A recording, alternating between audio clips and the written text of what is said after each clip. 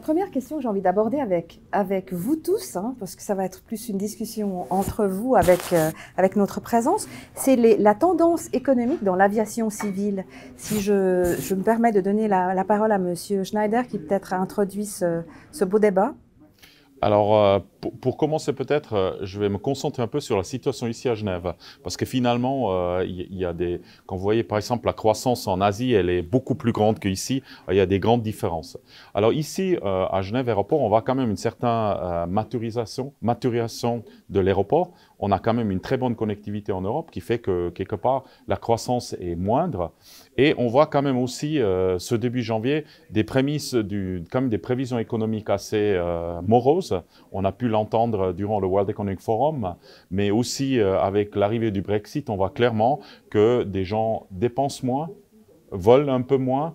Et c'est clair que quelque part, nous voyons quand même un lien assez fort entre la santé économique, autant de la région, mais aussi du monde autour des gens qui viennent ici, et l'utilisation de notre plateforme et aussi le taux de passagers. D'accord. Monsieur Stoll, qu'est-ce que vous pensez de ce... L'analyse est absolument exacte. Je crois que ce qui caractérise un peu tous les chefs d'entreprise, etc., c'est cette réflexion autour de qu'est-ce qu'on peut prévoir, qu'est-ce qu'on peut gérer et qu'est-ce qui va nous tomber dessus. Et cette volatilité des affaires actuellement, c'est très peu prévisible. Il y a beaucoup d'inconnus qui viennent. Ce sont des inconnus économiques, géopolitiques. On ne va pas bien où on va. Il y a aussi pas mal d'ambiguïté qu'on doit gérer. Il faut faire de la croissance parce qu'on a besoin de croître, mais en même temps, et c'est important, on doit réfléchir à notre impact environnemental ou notre impact sur le bruit. Donc on est un peu pris comme ça. Donc je pense qu'on va avoir une bonne année à l'aviation en 2019, mais chaque franc qu'on va gagner va être plus dur à gagner que l'année passée. Monsieur Albinati, vous avez envie de rajouter, on se réjouit de vous entendre. Nous, on est dans une activité qui est tout en haut de la pyramide, puisqu'évidemment notre activité est réservée aux gens fortunés, ou en tout cas qui peuvent mettre les moyens, gens ou entreprises, pour pouvoir se déplacer en avion d'affaires. Et on voit, notre activité a beaucoup souffert de la crise de 2008, et il lui a fallu quand même passablement d'années pour pouvoir se reprendre. Et dans notre aviation, peut-être un peu plus que l'aviation de ligne, on est vraiment dans une activité très cyclique. Et donc, ce sont des cycles, celui qu'on a vécu maintenant, qui dure depuis bientôt 10 ans. Et donc, on est toujours soit en avance, soit en retard sur ce qui se passe effectivement. Et donc, tous signes de reprise sont des fois un peu à prendre avec des pincettes, parce que, comme disait Lorenzo, on ne sait jamais ce qui se passe sur le long terme. Et l'instabilité actuelle que nous vivons, notamment, je dirais, au niveau politique, n'est pas vraiment le scénario idéal pour le développement de notre activité. Mais on voit quand même qu'on est sur une tendance positive. On aimerait qu'elle puisse s'accélérer plus vite.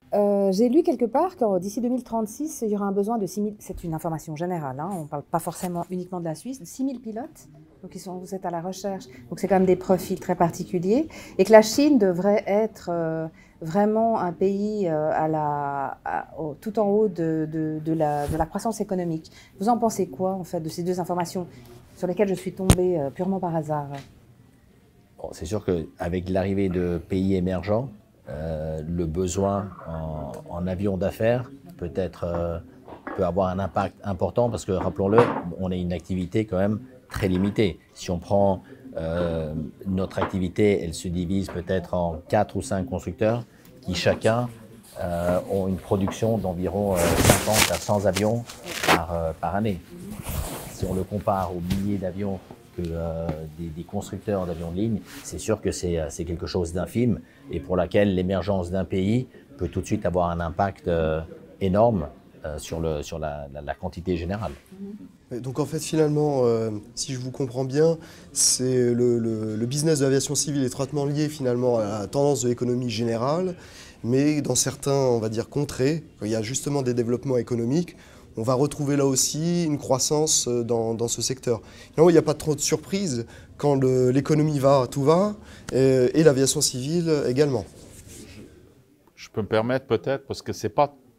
aussi juste comme ça. Parce qu'après, il y a quand même, comme l'a dit déjà aussi Lorenzo, quelques contraintes qu'il faut quand même tenir compte. Par exemple, on va vers un été très difficile parce qu'aujourd'hui, la capacité de gérer l'espace aérien européen est fortement limitée, qui fait qu'on a des retards de plus en plus grands qui impactent quand même négativement ce qu'on peut faire.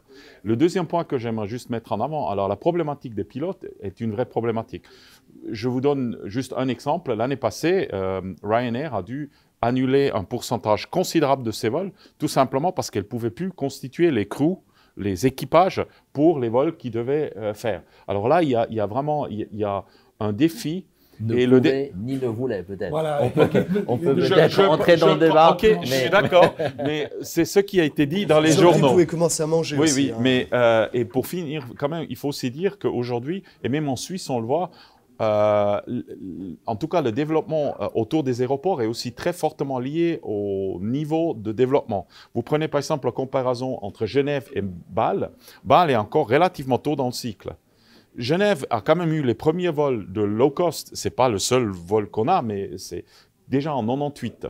Alors, on est un peu en avance sur toute cette courbe de développement, c'est-à-dire tous ces aéroports qui rattrapent encore plus de destinations et tout ça, nous, on est arrivé gentiment au bout de toutes ces destinations. Quand vous allez vers l'Asie et autres, où d'ailleurs, en plus, vous avez quand même une infrastructure de transport avec quelques exceptions maintenant en Chine, beaucoup moins bonne terrestre, ça a induit une croissance énorme dans un monde de plus en plus globalisé, de l'utilisation des avions dans ces régions-là. Alors vous allez voir vraiment des différences, pas seulement liées à la santé économique, qui joue un rôle important, mais aussi aux contraintes externes qui peuvent être de capacité, comme en Europe avec l'espace aérien, ou alors au niveau de développement, ou aux contraintes externes qui peuvent être la non-disponibilité d'autres manières de se mouvoir. Avant qu'on a eu un train à grande vitesse entre Pékin et Shanghai, il y avait une fréquence de vol entre Pékin et Shanghai qui était juste totalement folle.